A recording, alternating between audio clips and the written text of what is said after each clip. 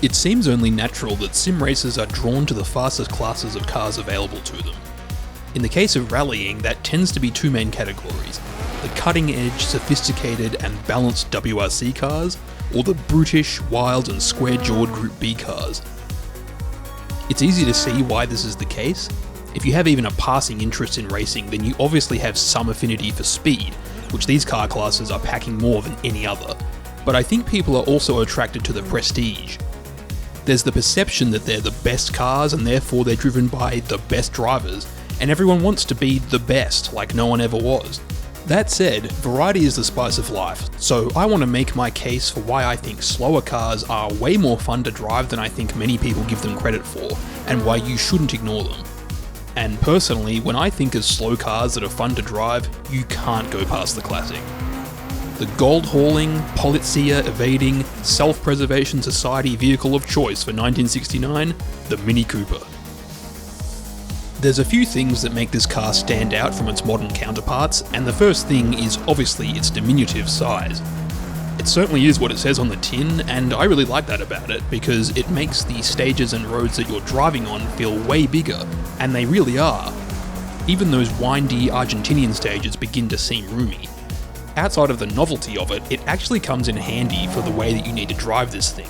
Because there's such a desperate lack of power, maintaining your momentum becomes absolutely crucial, because putting your foot down on the way out of a corner does quite a bit less than you might be accustomed to.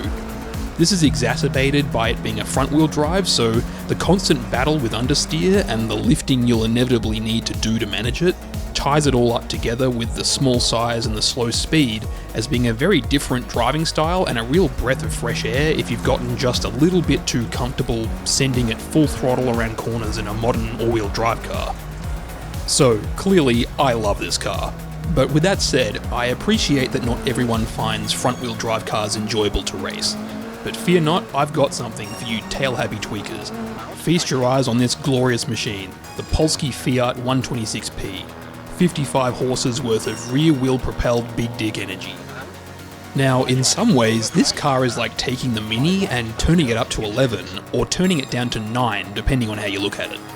It's very slightly smaller and has a significantly worse power-to-rate ratio, so the whole momentum driving style is even more important here. But, because it's a rear-wheel drive car, putting your foot down actually assists the rotation rather than impeding it. So to me, it feels like you can spend more time on the power while participating in the joys of countersteering. To be completely honest, I'd actually say that this car is less tail-happy and more tail-content. The rear will step out, but because the power is so modest, you're not likely to run into any violent snaps, so it's very progressive and easy to catch. Because of this, I'd actually highly recommend this car if you're new to rally sim and you're wanting to learn rear-wheel drive cars. The Fiat will ease you in a hell of a lot better than something like the Lancia Stratos will, which was my first rear-wheel drive car that I tried back in 2017 when I first got into dirt rally. I was very new at the time, so I was driving with a controller with automatic transmission in chase cam, and I really didn't have any concept of balancing the throttles, so my first attempts of driving it looked something like this. You're far better off dipping your toes in with a car like this, it will be way less frustrating. I also think that rallying is the best discipline for slower cars like this. The rough and tumble conditions really helps to keep things engaging compared to some circuits where driving low power cars starts to feel like that bit from Monty Python and the Holy Grail. I also think that certain road conditions can actually feel more intense in these older cars, despite the slower speed.